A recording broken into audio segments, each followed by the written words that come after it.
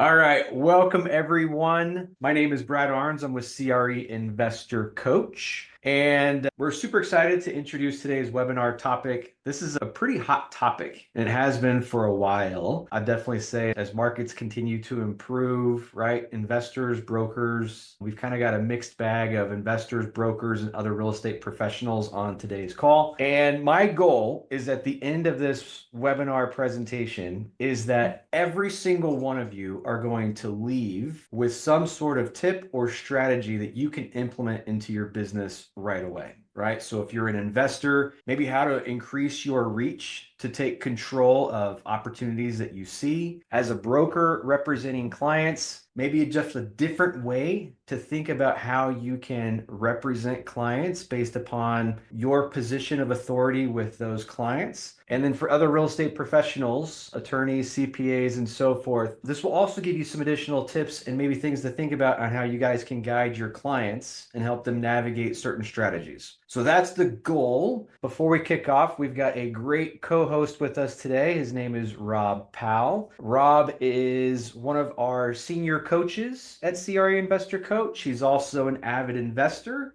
And he's also another partner of ours in a private equity fund that we also run and manage. So, Rob, if you wouldn't mind just taking 2 seconds, do a quick introduction, and then we'll get going. Yeah. Hey, everyone. Thanks for being on this call. I'm pretty excited to be on here and really just humbled that Brad asked me to be on as a coach for CRE Investor. I'm on my second year. I am the principal of Anchor CRE in Albuquerque, New Mexico. Started out as an investor, got into brokerage. We can get into that later on. I'm also a coach with the Massimo Group and been doing that for a lot of years, I think 7 or 8 years as well. And that's been a lot for me. And as Brad said, I am also a part of Hearthstone CRE, Fund of Funds, as well as a coach with CRE Investor. And yes, I still broker too, and I still invest. And thank you, Brad, for letting me be on this call. Absolutely. Super stoked to have you. And I'm realizing for half a second that some of you may not know who I am. So again, Brad Ahrens with CRE Investor Coach, also owner and founder of Concord Real Estate Company, which is a direct both development and investment vehicle for us, as well as co-founder of Hearthstone Capital, which, as Rod mentioned, is a fund-of-fund private equity fund, which is exciting. We just actually closed out Fund 2 this week, wrapped up our equity raise, wrapped up our last deal we're looking at. So kind of an exciting week. So before we get started, chat. So there's 2 boxes I want you guys to pay attention to. In the bottom portion of this screen, there's the chat box, and there's also the Q&A box. So for all of you in attendance, if you could take half a second, go to the Q&A, let us know what market you're in, whether you're an investor or a broker or a real estate professional, and how many years have you been in the business? Hoping chat is enabled. Okay, you guys are doing it in the Q&A. All right, cool. So we got Fort Wayne, Indiana. Austin, good to see you, buddy. Man, I'll tell you guys, we had a coaching call with Austin yesterday, who has a business model where, in essence, he is 10xing his investment. Well, sorry, 5xing his investment in 6 months. Pretty exciting. Ron, great to see you. Congratulations again on Crexi Broker of the Year. And we've got everyone from all over. Gary, good to see you. Jeff Brolette, good to see you, buddy. Make sure you hit me up next time you're in Cave Creek. Jeff, Connie, Craig, holy cow, it's been a minute. All right, very cool. All right, so some additional some kind of game rules moving forward. So super appreciative. Everyone posted in that comment in the Q&A box. Rob, can you do me a favor as we kickstart? Can you move all those comments to answered? That'd be great. And then our goal is, as we actually move forward with this webinar discussion, we definitely don't want us to be two talking heads kind of going over some strategies that both Rob and I have seen work on leveraging brokers, leveraging direct to seller type concepts to identify off-market deals. So we'll be taking breaks, kind of doing stops every 10 or so minutes, opening up Q&A, super interactive. Want you guys to be engaged, ask your questions. We'll answer them in live, and then we'll move forward. And also for those of you who do stick around to the end, We've got 2 bonuses that we're going to be lobbing out your way as a thank you for attending. So let's do this. All right, Rob, as you kind of work through those, let me go ahead and do a little share screen with y'all. All right, Rob, can you see my screen okay? Yes. Okay. All right. So as y'all saw, right, today's topic is all about finding off-market deals. So Rob, I'm curious, right? I think when most people think of off-market deals, as we remember, there's quite a few brokers on this call. In every instance, does that mean you're basically trying to cut a broker out, or are you just another strategy on how you can get in front of potential opportunities that may not be publicly listed to the public? So it's interesting. Just a quick story is when I was investing, I always tried to cut the broker out, not knowing the fatal flaw of that. And a lot of people are guilty of that. I remember being on stage back in the day when I was coaching, and the brokers were my nemesis, right? And I was dumb. I was ignorant. And so the answer is yes, that flaw, I think a lot of people try to do that. And what's really evident as a broker myself is that you are really cutting your hands off when you do something like that. Brokers are incredibly valuable. And when you try to cut into their commission or try to cut them out of the deal, you're really just shooting yourself in the foot. So Okay. Okay. So let me ask you a follow-up question. So while I 100% agree, I do think there is a time and a place on when transactions occur between 2 principals. A lot of times that includes a relationship. That might include having another seller who simply doesn't want to list properties for sale, doesn't want the general public to know. So I think there is a time and a place. But if your entire strategy is just to, in essence, kind of bring everything in-house and only look to source deals off market direct to seller, for those of you who might be thinking like, oh, okay, the second I'm an investor or a principal or I'm expanding my network, it should be a very easy transition where if I can just email or call or send a letter to a seller, I'm a principal with money, must mean that I automatically get deals way easier than if I follow other traditional channels like brokerage or online platforms or so be it. So that's really not the case. I think there's always a little bit of a stigma, right? That's attached to sourcing off-market deals that either as a new or experienced investor, the second I start making outbound initiatives on properties I want to acquire, that again, because I have money, because I have a strategy, because I'm ready to go, will mean that everyone I call is going to say yes, right? And that is simply not the case. Now, I will say some of the advantages of working off-market deals, whether a broker is involved or not, is I think we would agree, right? There's definitely a lot less competition and typically not the same, right, bidding process that you would traditionally find on a normally marketed asset, right? I mean, for most of you, when a listing goes live, right, there's typically a call for offers, there's a best and final, there's buyer interviews, and then the seller will award the assignment to a particular buyer.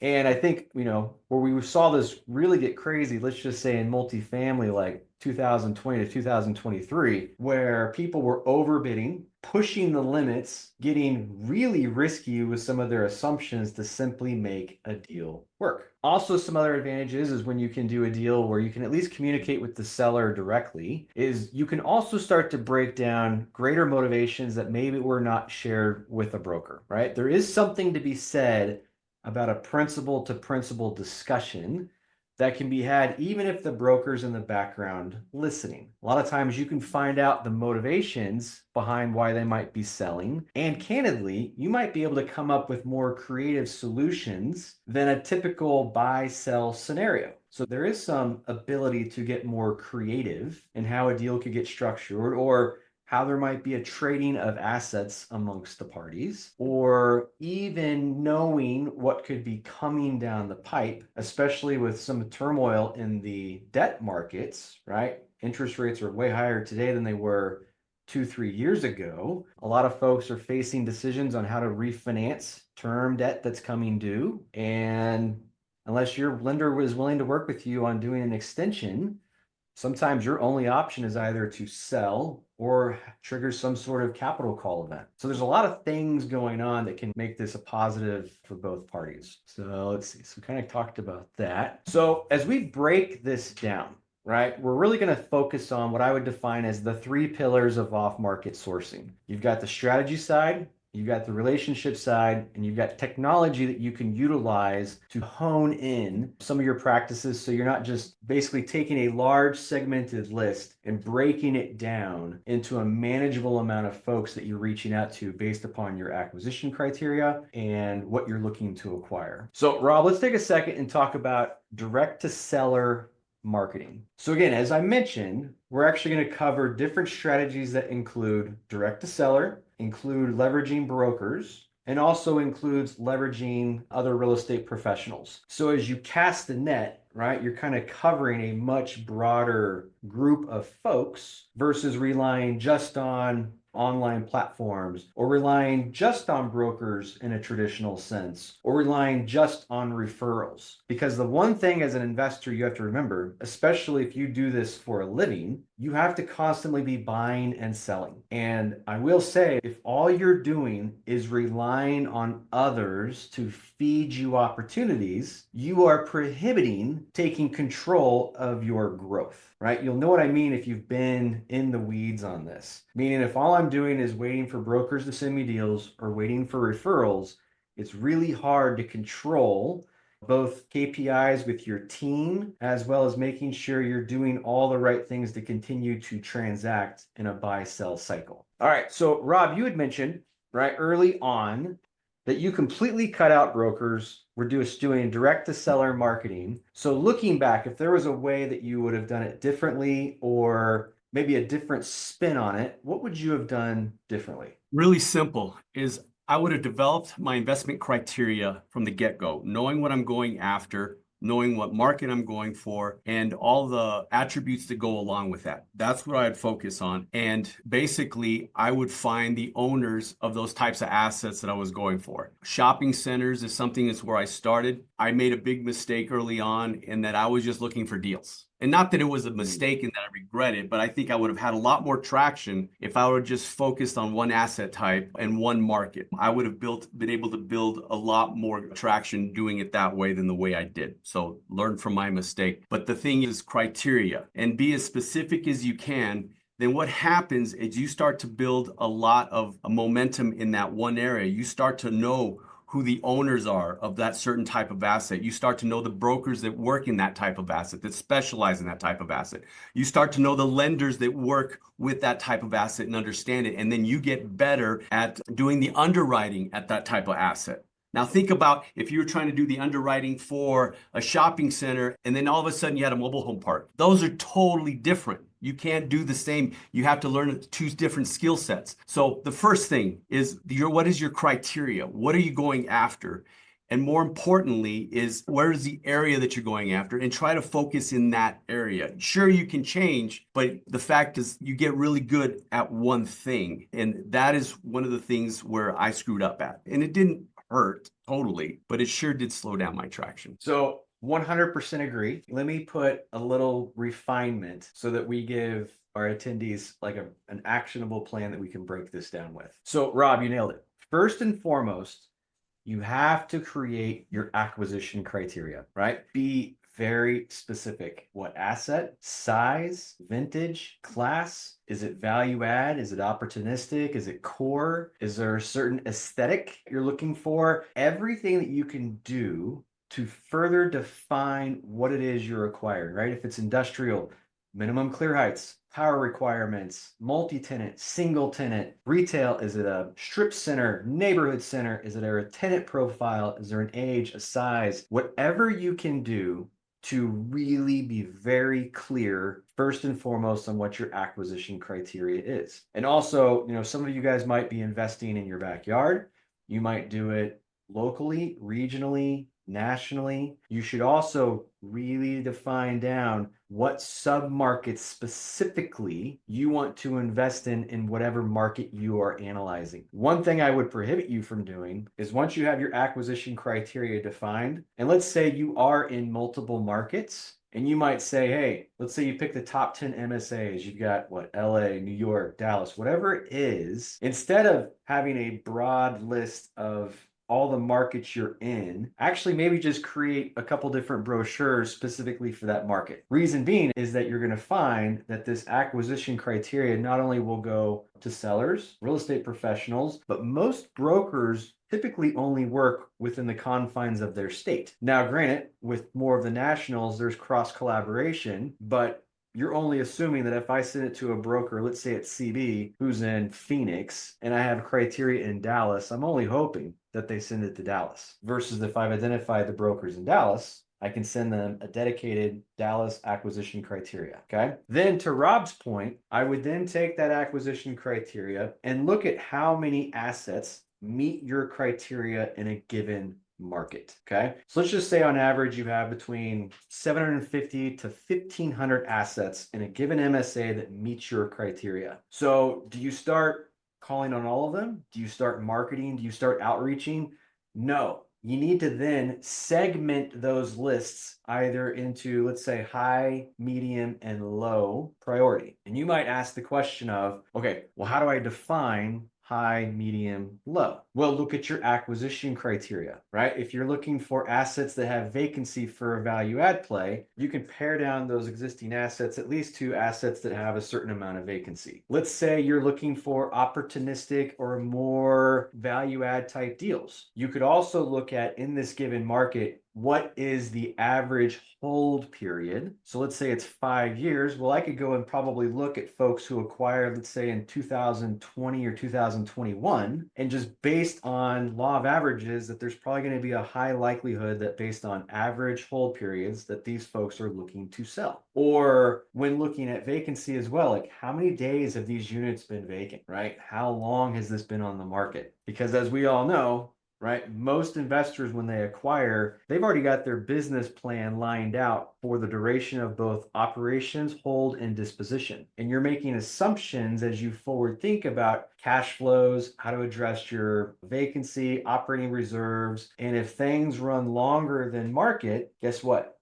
I'm now pulling from reserves. I might be running out of cash unless there's some sort of capital event. And then just different tactics I might think about is obviously just picking up the phone and making a call, or thinking about sending some sort of acquisition email campaign to your most high quality leads in your segmented list. And then with technology, as those emails go out, you can see who's opened an email, who's clicked on something in an email. And now you can have basically a very defined list of folks who have already gotten some communication from you. You know they've engaged at some level, and that might be a warmer type of lead to call on. Of course, there's also direct mail. Anytime you think about direct mail, right, you got to think about how you would respond to direct mail. I mean, for most of you who still get just an ordinary looking letter, 50-50 chance it goes right in the garbage. So you got to think about what I can do to make that letter more interesting so that you can open it, right? Maybe think about FedEx, right? If it's a high priority deal you want to chase, send them a FedEx. Most people open FedExes. Most people don't open letters. So just a couple tips and tricks. We'll move on to kind of our next group of folks I would lean on heavily for off-market deals. But as mentioned below, let's take a short little break, do some Q&A. So down below, again, you've got the Q&A box. Pop in your questions and Rob and I will answer them in real time. So let's see. We got one from Kay. So if I'm not a broker and an investor, how do I see owner data, like how long they've had the asset? Rob, you want to tackle this one or you want to joint task this one? Yeah, let's kind of join it, but I can start it off. So first of all, there are some tools out there. Now, it really depends on the state that you're in. Disclosure or non-disclosure. If you have a disclosure state, all the information is available to you on the records, county records, and so forth. And CoStar has all that stuff, information in a disclosure state. If you're in a non-disclosure state, you have to dig a little deeper, but it's still available. CoStar still has kind of some good information with non-disclosure states. Reonomy, and even Reonomy takes it a step forward. It gives you these hot buttons and tells you if it's high probability to sell, medium probability to sell. Not really sure how that works. But again, county records is where you kind of find all that information on properties and so forth. A lot of it's available online.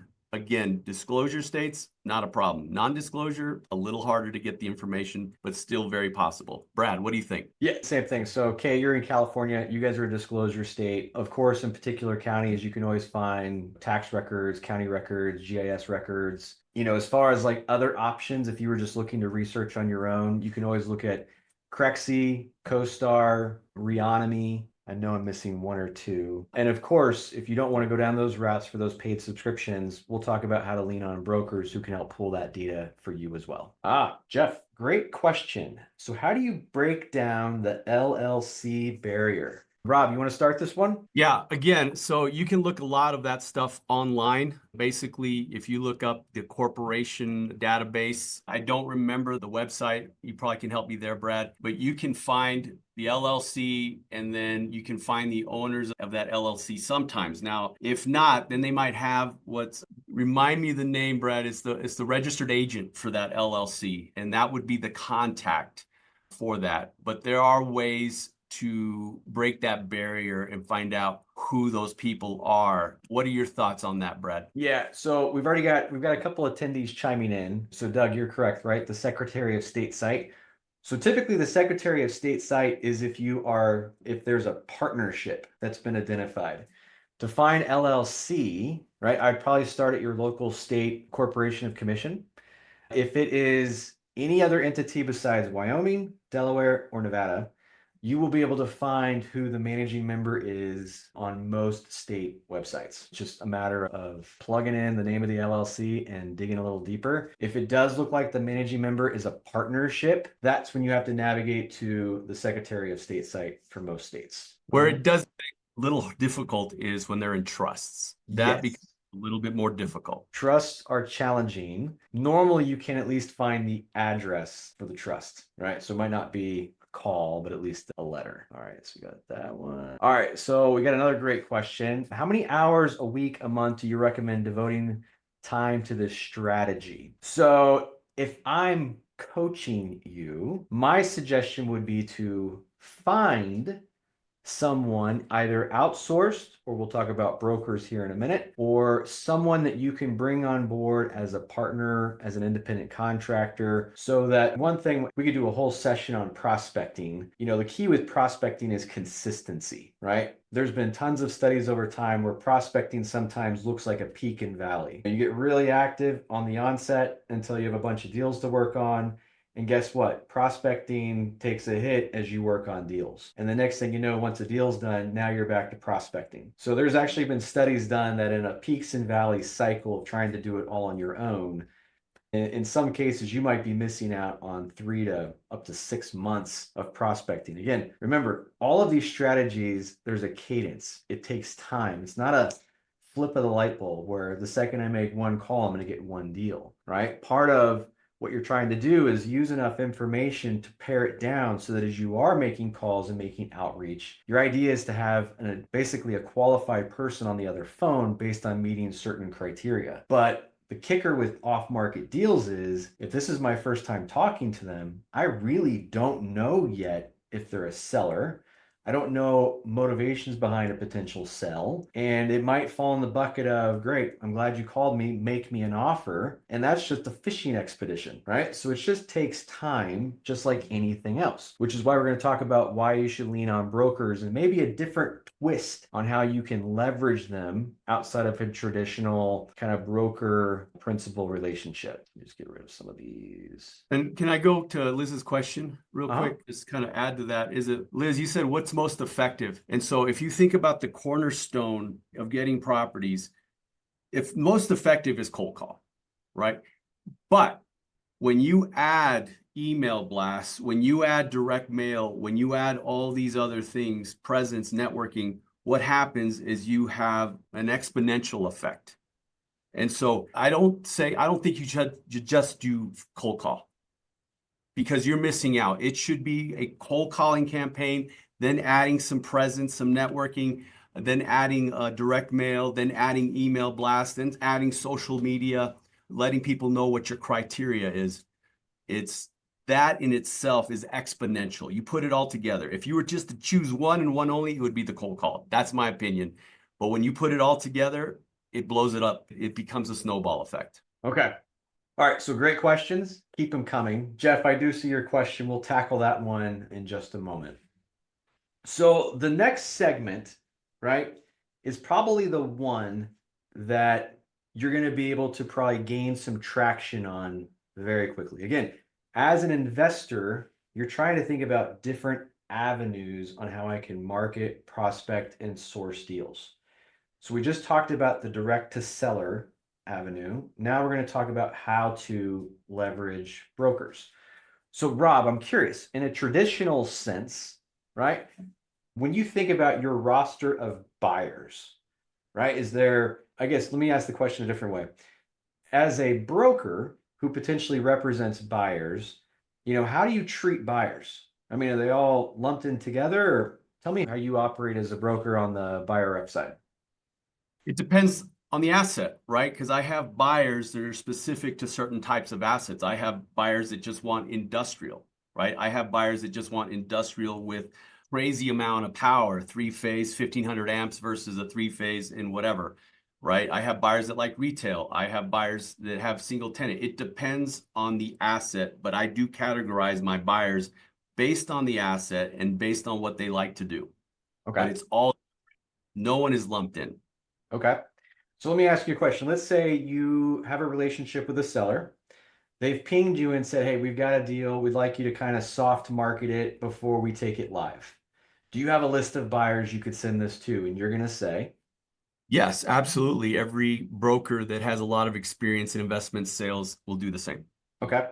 So when you send that out, are you emailing all of your potential buyers? Are you calling all your potential buyers? How are you soft marketing that asset to your list of investors and buyers? It's usually a call, and never do I, just blind copy everybody and let them know what's happening. That is how you make someone feel really not special. It's actual calls to these people that I have great relationships with. Okay. Okay. Are you just going to make one call? Absolutely not. Absolutely not. All right. So let's assume I decide to enter into your market as an investor, right? You don't know me yet, knowing that you're probably leaning on your network of close-knit buyers. How do I get on your list on the onset without us doing a deal together? Qualify, qualify, qualify. I will ask you questions. I will ask you about deals you've done in the past, where you own other properties, what kind of properties, where's the finance, the backing to do those, who they work with, what other brokers have they worked with. Qualify. Be Okay. prepared to qualify. So, Rob, like we're going to do a little role play here in a minute. So, I appreciate, right, the time you want to take to get to know me as an investor. We've got a rather large mandate that we're looking to execute on your market. I would love to find a way where maybe we can take out a lot of your buyers so that I'm your go-to guy for a very specific strategy. Would you be willing to do that? Absolutely. Okay. But there's a lot of questions we need to walk through, if Okay. you don't mind. Okay. So let me ask you this, right? You got your broker hat on.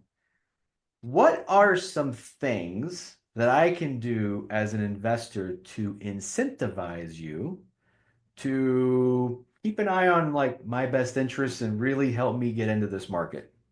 Well, that question's easier to answer by telling you what will disincentivize me. Hmm. Okay. So if you call me and, hey, Rob, I'm looking for this type of asset. Yeah, I bought a lot, I bought a lot, I bought a lot. But whatever we do, I want a split of your commission on these deals. You don't like Incentivize. that? I like the words full boat. So if someone calls me and says, hey, man, I'm a broker, but I'm not going to participate in the commission. This is full boat for you. Absolutely. Right. Okay. I am now, you are at the top of the list as long as you have qualified for all the other things that I'm going to ask you regarding experience and financial backing. Okay. All right. So now let's just say I'm a trusted colleague and I'm not your investor buddy. On average, how many calls would you assume a broker receives just like that from other investors? Oh, I would say probably 30 to 50 a week. I mean, a month. 30, it's Right, pretty normal. right. A So, lot. what could I do to differentiate my position in the market with you as my trusted advisor? Knowing what you want, Hmm. right? Okay. Versus, hey, and I'll give you some real examples. Hey, I just took an investment class and I'm getting ready to jump in investing, and I love things that are no money down or seller financing, so forth, right? It goes back to, hey, what do you own? What experience do you have? Tell me a little bit about you, Okay. right? Those are the Okay. things that garner the conversation. What doesn't garner the conversation, and maybe there's a voicemail and I'm going to return it, is, hey, I'm an investor looking for property in New Mexico. Give me a call. Okay. Well, that tells me there's no specifics. It's a general net, and I'm getting ready to waste my time. Okay. All right. So I got my investor hat back on, and I'm about to pitch you on what I have in mind. And I'd be curious to see what you think. I will tell everyone on this call, no matter what market you're looking to enter in, we've had phenomenal success with exactly what I'm about to tell you. So if you remember what we just talked about, right? I'm not doing the role play yet. We just talked about how to define your criteria, narrow it down, and now I have a list. So, Rob, what if I said that, look, Rob, we're entering the market. We've already done our research. Here is specifically our acquisition criteria. And maybe to make it even easier is we actually narrowed down all the properties we're looking to take a run at. And we had a researcher make sure we could pull phone numbers and potentially emails. So what I would like you to do, here's the list. Here's all the contact info. Would you be willing, right, to start marketing my criteria to this list, making some phone calls, following up with emails, setting some appointments? You can let them know that you have a buyer in tow. You can even tell them who I am. You should also know I'm always happy to jump on a call at any given time with you and the seller to see if we can come to a meeting of the minds. Okay. And by doing so, not only do I not want any of your commission, I will protect your commission in the event the seller's not willing to pay it. And I now look at you, Rob, as like an extension of our team. So for all of our deals, we tack on acquisition fees inside of our projects. I'd also be willing to give you a portion of the acquisition fee in addition to your commission. And if this relationship starts working really well and we can do a rinse and repeat, I would also be willing to carve off a profits member interest for you on deals that you source and help us secure. What do you think? So thank you, Mr. Buyer. You had me at 100% commission, full boat. All the other things, because I'm not an experienced investor, I have no idea what you just said, but it all sounds amazing. And you are definitely at the top of my list, and I will definitely get to work for you. Okay. So, what that means is as an investor, right? Most brokers and sellers only pay attention to the purchase price. But as an investor, if you underwrite correctly, right, you're including operating reserves, CapEx, TIs, commissions, and anyone who's been an investor, right? None of us really want to do this for free.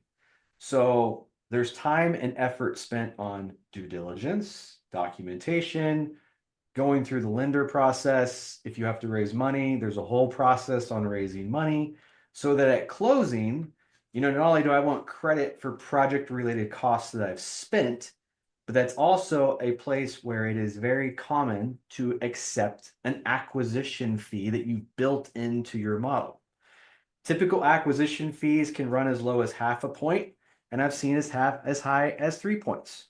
For all of our deals, we run a 1.5 acquisition fee. So, Rob, what that means to you is let's say you get your 3 to 4 or 5% commission, whatever we agreed to. And now you know I'm going to collect an internal acquisition fee of 1.5 points, and we'd be willing to carve off 10% as an additional for every deal you help us source and close. And then what I meant by my second component is that after we've built a relationship together, right, we kind of see us working well together as an additional incentive to maybe also give you a vehicle to start creating wealth beyond just the commission is what's called a profits member interest. So what that means to you is inside of my deal, I have equity in, right? I have equity in. Normally, my equity is treated a certain way, right? Not at the property level, at the ownership level. You might actually receive, you might have other investors. You might have a JV partner where all of my dollars are earning interest invested, typically called preferred return. And then, Rob, there is a return of equity that happens, right? And we'll go through, I'll break this down for you so you can understand. And then typically, once I've got my interest and my return of equity, I get into something called my promote, right? That's a deviate or a way to split cash flow between your limited partners and the general partner. And so for every dollar I receive as a general partner, I will give you a percentage of. Might be 2%, might be 5%, but depending on the deal, that can be a meaningful number at the end. In addition to, if you're also on the side where you can help us sell, right, you would get an opportunity to pitch the sale as well, right? So there's the buyer's commission, AC fee, profits member interest, and let's keep this relationship going. And now you're going to help us sell this deal in the future. And again, I've given you the list. Here's what we want to acquire. And the real key here is that, Rob, I'm not going to just set you free, right? For every time you have questions and need further refinement, I'm going to spend time with you really helping you understand specifically what it is we're looking to acquire. And if you bring something that doesn't quite fit, we're going to help navigate and continue to coach and teach on what exactly it is we're looking for.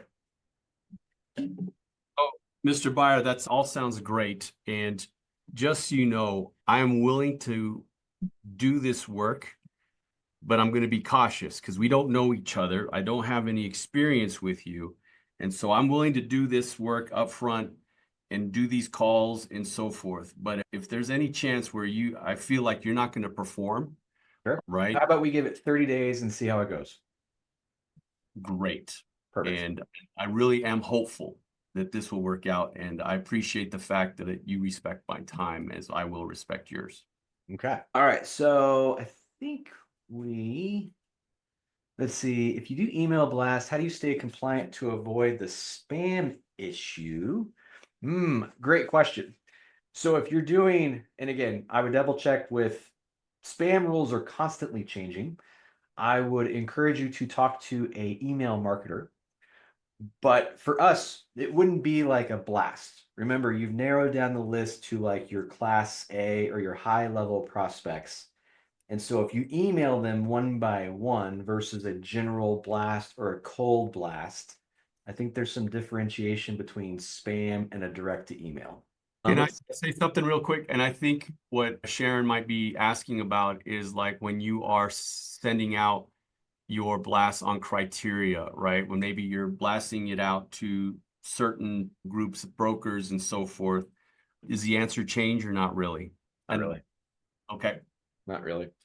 All right. Do you ever waive the commission for an ownership? I don't know if I know what that means. I think, in other words, if I'm in, Doug, you can correct me, but I think what you're asking is, have you ever rolled in your commission? I mean, I guess the question is, I mean, have we ever accepted someone to roll in their commission? Yeah.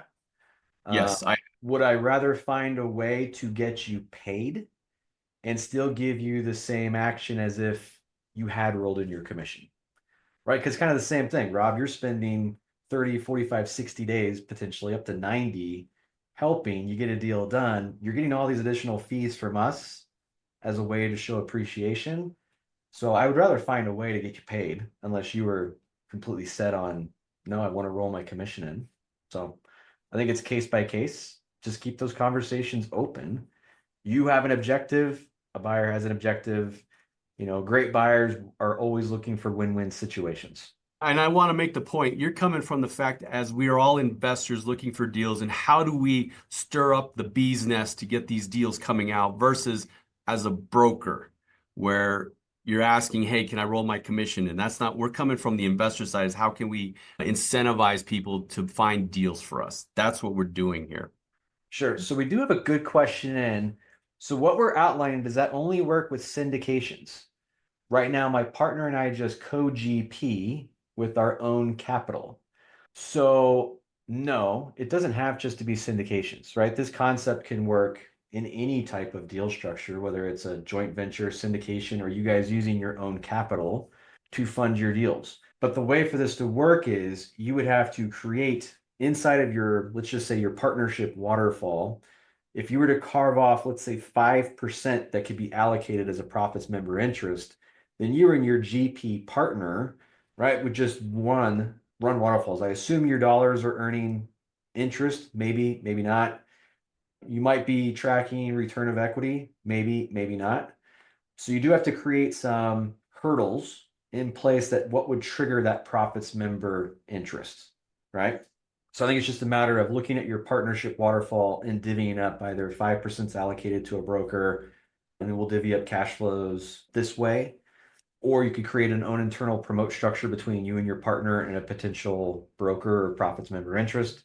There is a number of ways that you could kind of slice and dice. It's just a matter of what would work best for your business plan. That's how I would answer that. All right. So we'll get to questions, the balance here in just a moment.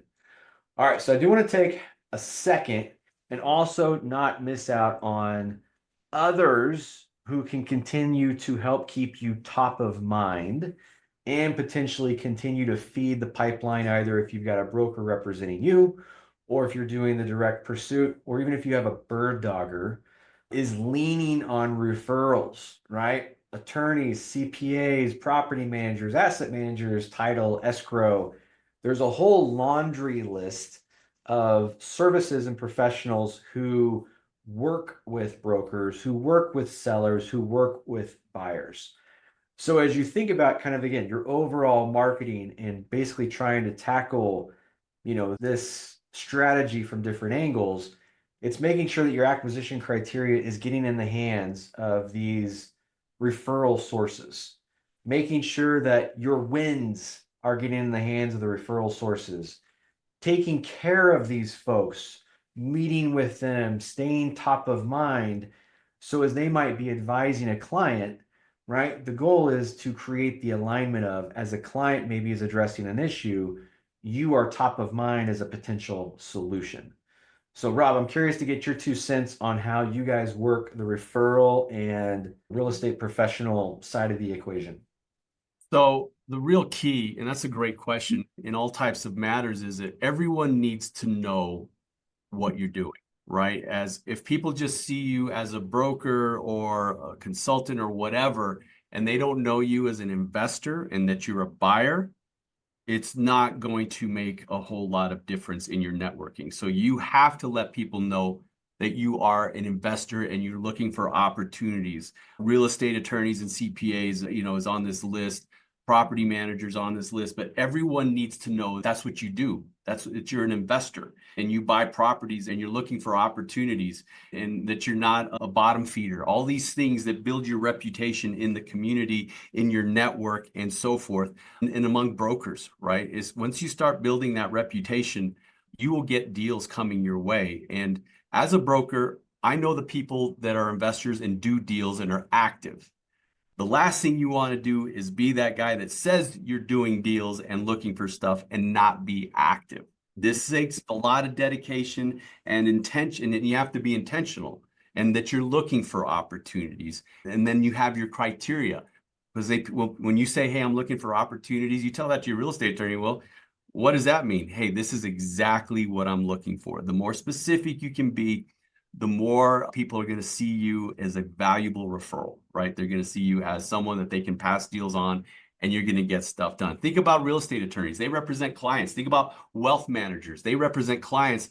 And they're not going to they're not going to refer people to you if you're not actively doing things and putting people in position for success, right? Mhm. So word of mouth grows as you, as an active investor with a good track record. It's interesting in Hearthstone, we're always looking for operators, people that have a great track record and have a great reputation and they can show their success. This is the same thing, right? The more you do what you say you're going to do, the more people are going to get attracted to you. And there's a formula for this, and we can go that a little later. But does that answer your question, Brett? Sure does. Again, it's just kind of applying everything we've talked through and just making sure you're including, right, these referral sources in your marketing, outreach, connectivity, lunches, drinks, whatever it may be, just to remain top of mind, right? Share your successes, talk about your wins, talk about what you're looking for, and it's just a constant drip, right, of just staying in front. So again, as we kind of close it, right? So as you guys think about, and again, this applies to maybe investors looking to get started. This applies to investors looking on tips and tricks to enhance their pipeline. But the key is actually not just waiting for the phone to ring, waiting for deals to get presented to you, waiting to get a co-star alert because you set criteria, right? It's being proactive. It's getting out there and taking control of what you're trying to accomplish and not just reliant on deals coming your way.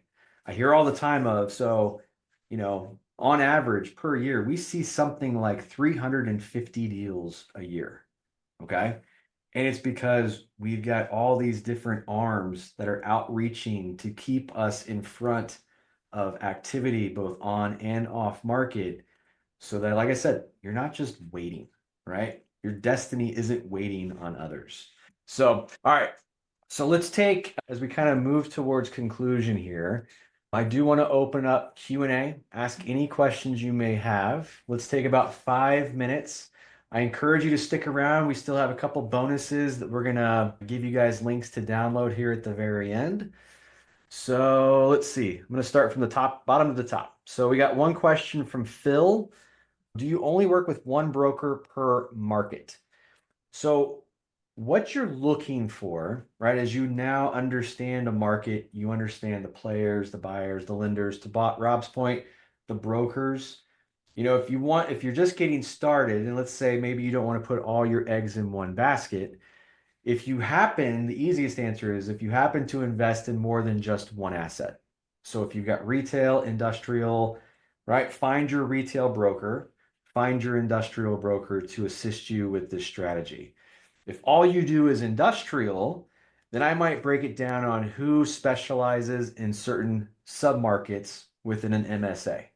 So you could limit, let's say, Rob to this submarket. You could limit Bob to this submarket or Suzanne to this submarket. And that way you can kind of find who you work best with, see if they have the ability to expand and pick and choose and grow with one or keep a team in tow. And can I just add to that? You know, one of the things was, hey, how can you incentivize a broker to be your broker in that area? When I talked about qualify, that would be one of my questions. Are you working with other brokers? Do other brokers know what you're looking for, right?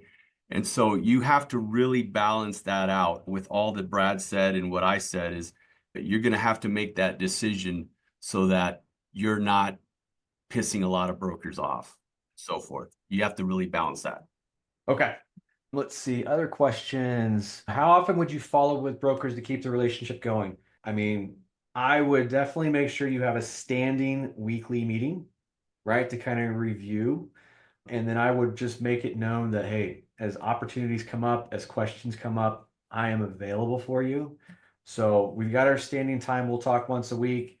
But if, things are ramping up and we've got to talk once a day, a couple times a day, I am available to answer questions and help us, push this initiative forward. But I would, at a minimum, a standing weekly call.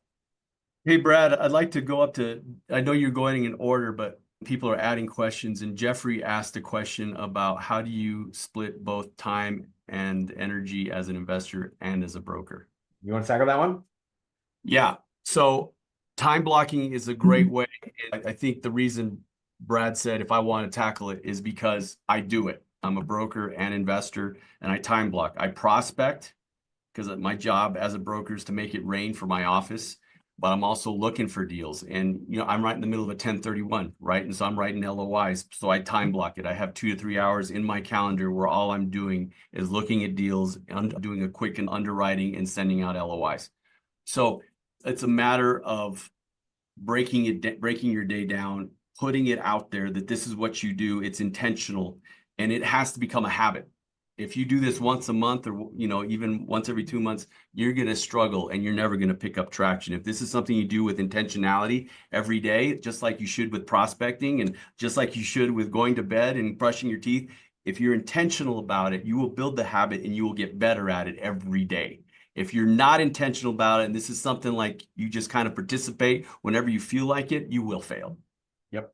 Yep. Intentionality, being purposeful makes all the difference in the world. All right, see a couple other questions. So how do I differentiate between a JV to a partnership? Those terms are, you will hear them interchangeable. How I would define them is in a joint venture would assume that I am running the deal. I'm the general partner, and I brought in, let's say I am responsible for 10% of the equity, and I bring in a JV partner who brings in 90% of the equity. One single check writer, joint venture created through an operating agreement. Partnership could also mean the same thing, but sometimes when I think of a partnership is, let's say Rob and I decide to partner together to go and do this deal together. We still need to raise money, but our partnership formed a new entity, maybe 10% of the equity, and we go and raise 90 from a JV partner. So Rob and I are roles and responsibilities and divvying up tasks as partnerships. Joint venture, I think more of on the equity front and how we would bring those folks in to fill the gap on the capital stack. All right. Let's see. Walter, absolutely. If you guys are brokers looking, and by the way, as brokers, you guys have buyers. If you have buyers you really like, approach them with this idea. It's going to get your buyers excited, and it's now going to get you in the game beyond just a commission. I saw an earlier question of I'm also a buyer or I'm a broker, I'm an investor when like call it 15 years ago, coming out of the last Great Recession, I was a broker. I actually went from investor to broker back to investor. I was transitioning out of brokerage. I was going to be an investor. Coming out of the Great Recession, if you remember, there was a lot of great deals, but a lot of institutional buyers or really big buyers didn't want to be the first one to make an acquisition. They kind of wanted to have someone else do it first for potential reputational risk that we still might be buying too high. So what I did was I picked my best buyer.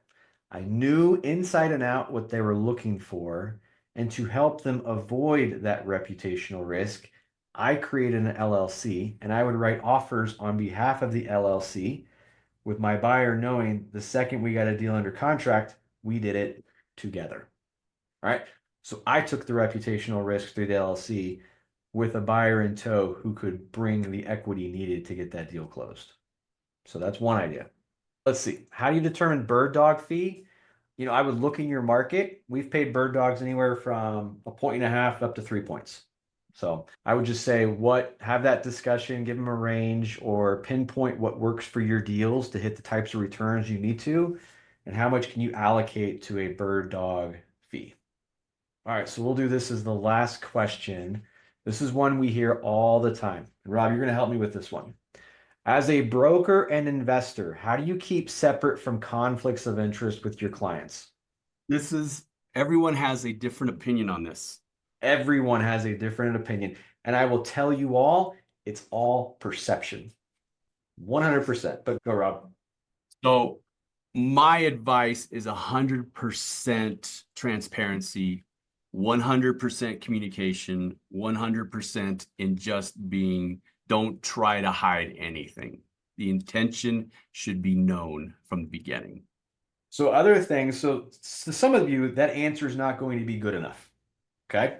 And so one idea is, let's say if you specialize as a broker in retail, your investment strategy could be industrial, right? You can also look at asset types to create some differentiation. You can look at different geographic locations to create some differentiation. But I will tell you all right now that if all of a sudden you went to, let's say, your top 5 clients and told them, hey, I've been your broker for 10 plus years or however long, and I'm really starting to look to create more wealth beyond just commissions. How would you feel about us doing deals together? Not just as a broker, but as a potential partner. And I would challenge you all that I bet you would all be pleasantly surprised by how many of your clients actually said about freaking time. And I would add to that, Brad, is that I've never had a situation where someone felt I was a competitor. In actuality, they saw that as a value proposition that I actually understood, and as an owner that I could sympathize with their situation. I've never had someone had a problem with that. I remember one time interviewing an attorney, and I asked them, I said, hey, do you invest in real estate? And they said, no, because I don't want to compete with my clients. And I didn't hire that attorney because that told me exactly the kind of attorney I didn't want. I wanted someone that had been in the trenches, understands what's going on in a deal, what it's like to have a big vacancy, totally. So it just depends on the people. I've never had a situation where people thought I was competing with them. Okay. All right. Well, excellent. These are great questions. You guys were super involved in today's discussion. So, as promised, I've got a couple bonuses for all of you who decided to stick around at the end. So, I do want to make sure, can everyone access the chat? I know sometimes on these you can't access it. Maybe you can't type in. But the first and foremost is, as part of this webinar presentation, we actually created a 21-day blueprint workbook to kind of help you take what we've discussed and put it into action. So right now, I'm going to upload a link into the chat for you guys to download your workbook. So, okay. So that's the first one. You can see it, it's like a Google Drive file. So go into the chat. If you don't know how to find it, go to the bottom of this video. There's a little chat button that looks like a bubble with some comments. Go in, snag that link. It's ready to be downloaded. It's all yours. Work it. We've also included some other goodies like some scripts, phone call scripts, email ideas, sections to challenge yourself to try to break down what we reviewed further. And then the second bonus is we've also created a 7-day series through Investor Coach on basically 7 days and things to think about to get to your first potential deal. So same thing, I'm going to upload the link. So yeah, if you guys go into the Q&A under open questions, there is the Investor Coach 7-day series. And then if tech support could also drop the link for the Google file to download the workbook, that would be great. Plus, we'll also just send out a follow-up email and make sure you guys can access this information as well. And then always, right, quick plug. So CRE Investor Coach, we help real estate professionals become better investors.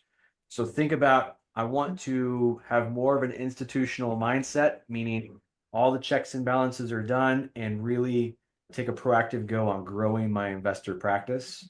So you guys probably saw on the screen, we did have a screen up for a bit to download a QR code. If you are interested in talking to us and how we can help continue to elevate your investor practice, I would encourage you to schedule a discovery call. Or if you're still early in your investor journey, check us out online, creinvestorcoach.com. Again, creinvestorcoach.com. We've got a number of downloadable goodies and things you guys can check out that you can start using right away. But we'd love to connect with you. So we are here to answer any questions you might have. I appreciate everyone letting us know the chat was disabled. That's awesome. All right, Rob, any other closing remarks before we wrap this thing up? No, I just want to say, if you think there was a lot of information in this call, on our calls on CR Investor Coach are just unreal how much information there is. And even as an investor for a long time and maybe participating, there's a lot of things that I've gotten clarity as an investor. And so if you're looking for that extra help, if you think you know it all, yeah, you don't. But if you know that you need help, and you're just not sure of how to get that help, CRE Investor Coach is where you start. So I just want to let you all know about that. Always appreciated for the plug. All right, gang. Definitely appreciate all of y'all's time today. We do these webinars monthly. So a new topic, we're trying to stick to the same date and time. Well, sorry, not date, but basically the last Wednesday of every month. So keep an eye out. We've got another topic we're already looking on for next month. So let's continue the engagement. And as always, if you guys have any questions, Rob and I are here for you guys. Otherwise, thank you all for attending. Hopefully you found some great value out of this and left with a great tip that you can start implementing right away. So Rob, as always, thank you so much for being a part of CRE Investor Coach and today's presentation. And everyone, thank you again, and we'll see you on the next one. Thank you, Brad.